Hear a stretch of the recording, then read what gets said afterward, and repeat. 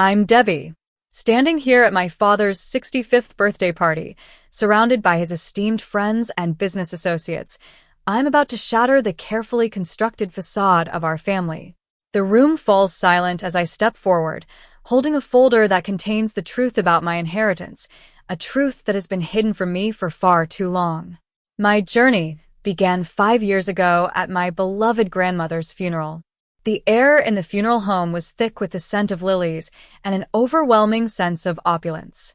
My grandmother, Amelia Thompson, lay in a grand casket, a symbol of the wealth and status she'd amassed over the years.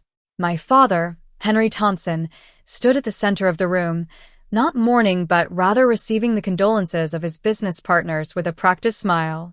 His expensive suit and flashy watch were a stark contrast to my simple attire.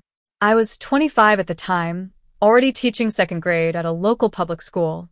It was a job I loved, but in my family's eyes, it was far from prestigious. My stepmother, Grace, flitted around in a designer dress, introducing my half-brother, Ryan, then 18, as the future of the Thompson family. I was all but invisible, a daughter who had chosen a path of service over material success. I remembered the happy times with my grandmother. After my mother, Laura, passed away from a sudden illness when I was 10, my father was at a loss. He sent me to live with my grandmother in her beautiful old mansion in the countryside. Those were the most precious years of my life. She taught me to paint, told me stories of her youth, and always made me feel like I was the most special person in the world. But when I was 12, my father remarried. Grace was a woman of high society, and she wanted me back home to create a perfect family image. I moved into my father's new suburban house, a large but cold place. My room was in the attic, far from the master suite. A year later, Ryan was born, and I faded further into the background. As the years passed, my father's disinterest in my life became more and more evident. When I graduated from college with a degree in art education, he didn't even bother to attend.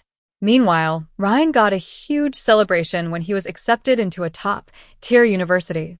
My father often made dismissive comments about my career choice, saying that my salary was a pittance compared to what he gave Ryan for his allowance. 2 weeks after my grandmother's funeral, we gathered at the lawyer's office for the reading of her will. My father sat at the head of the table like a king, Grace on his right and Ryan on his left. I sat at the far end, feeling like an outsider. The lawyer cleared his throat and began to read. To my father, he left 90% of the estate to manage as he saw fit. To me, he left a measly $15,000 for a car. My father smiled, saying that my grandmother always knew what people deserved. For the next 5 years, I continued teaching, living in a small apartment on my modest salary. I stopped going to family gatherings because I knew I wasn't truly welcome. Then, on my 30th birthday, my father showed up at my door for the first time in years. He was wearing an expensive overcoat and holding a yellowed envelope. "Your grandmother left this for you. She died thinking you'd amount to nothing," he said coldly before leaving. I opened the envelope with trembling hands. Inside was a letter from my grandmother. "My dear Debbie, if you're reading this, you've survived your parents. I knew you would. I've always believed in your extraordinary potential. Your father lies about many things. The key in this letter opens a safe deposit box at the Central Bank downtown. Box number 2345. Inside, you'll find the real inheritance, the one your father tried to hide from you." I couldn't sleep that night. The next day, I called in sick to work and went to the bank. The bank manager, a kind-looking man in his 50s, told me that my grandmother had specifically instructed that only I could access the box. He also said that my father had made several inquiries over the years, but he'd followed my grandmother's wishes. Inside the box, I found a thick folder. The first document was my grandmother's real will, dated 2 years before her death. According to this will, I was to inherit a trust fund worth approximately $2 million and a beautiful art gallery in the city center. There were also bank statements showing that my father had been withdrawing large sums of money from the trust fund, starting when Ryan entered university. It was clear that Ryan's education and my father's business expansions had been funded by my inheritance. I was filled with a cold, determined anger. I knew I had to get what was rightfully mine. I reached out to Margaret Reed, an old friend of my grandmother's and a well-respected estate attorney. She told me that my father had submitted an older, false will to the probate court, which was considered fraud. We discussed our options. One was to go to the authorities and press charges, which would lead to an investigation and a trial. The other was to confront my father with the evidence and negotiate a settlement. I decided that I didn't want to destroy my father, but I did want him to admit his wrongdoing in front of the people who mattered to him. That's when I remembered the invitation to my father's 65th birthday party. It was a grand event at the country club where he played golf with judges and business tycoons. Margaret and I came up with a plan. We practiced what I would say and when to present the documents. A week before the party, my father summoned me to his study. He'd heard that I'd been asking about my grandmother's affairs at the bank. He warned me that I was wrong and that the estate had been settled legally 5 years ago.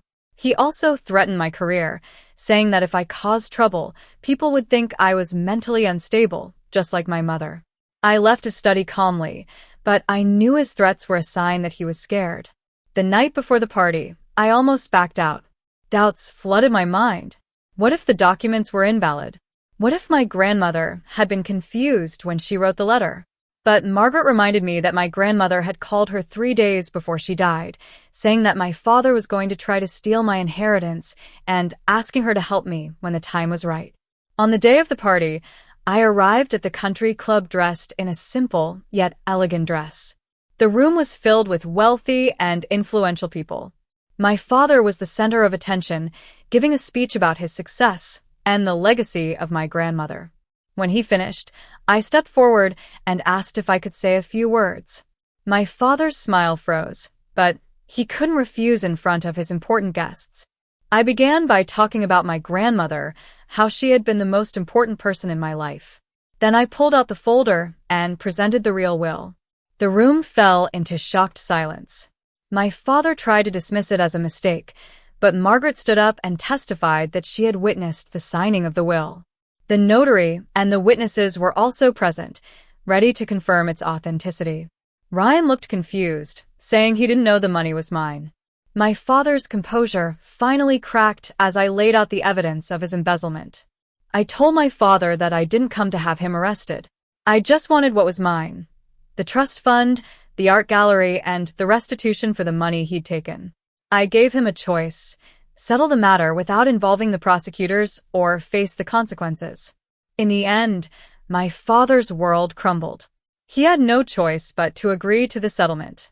Ryan had to take out loans to finish his studies, and my father's business partners began to distance themselves from him. Grace filed for divorce a few months later, taking half of what was left of his fortune. I kept my teaching job. Money couldn't buy the joy I felt when my students learned something new. I used part of the trust fund to set up a scholarship for underprivileged art students in memory of my grandmother. I also visited the art gallery regularly, imagining the possibilities it held. 6 months after the party, Ryan reached out to me. We met at a coffee shop, and he apologized for not questioning where the money for his education had come from. He said he was now working hard to pay off his loans and learn the value of hard work. I told him that it would take time to rebuild our relationship, but I was willing to give him a chance. As for my father, I no longer have any contact with him. He sent a message through his lawyer, blaming me for tearing the family apart. But I've learned that some people will never admit their mistakes. I've set boundaries and focused on the people who truly love and support me. My grandmother's love was unconditional, and I carry her belief in me with me every day. This is my story. A story of betrayal, but also of redemption and the power of the truth.